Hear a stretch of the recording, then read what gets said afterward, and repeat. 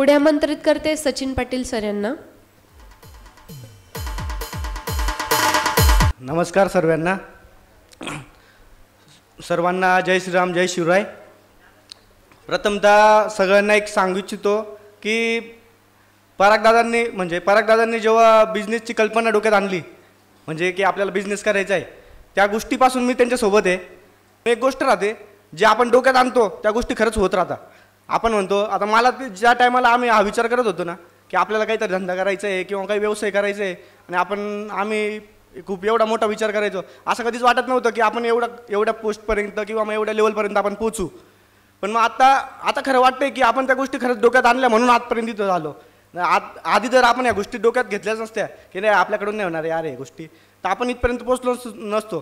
पण पराग भाऊ असा माणूस आहे, त्यांनी एक गोष्ट ठरवली की ही गोष्ट करायची, तर त्याचं एकदम प्रॉपर प्लॅनिंग करता. आणि प्रॉपर प्लॅनिंगमध्ये जेवढे सहकारी आहे तेवढं प्रत्येकाचं मत घेऊन, प्रत्येकाला विचारून की या गोष्टींमधून आपल्याला काय अजून एक्स्ट्रा करता येईल का, ह्या गोष्टी असं त्यांच्यात कोणतंच ॲटिट्यूड नाही आहे की बुवा नाही माझंच ऐका सगळ्यांनी, हे माझंच झालं पाहिजे, माझ्याप्रमाणेच झालं पाहिजे, असं काहीच नाही.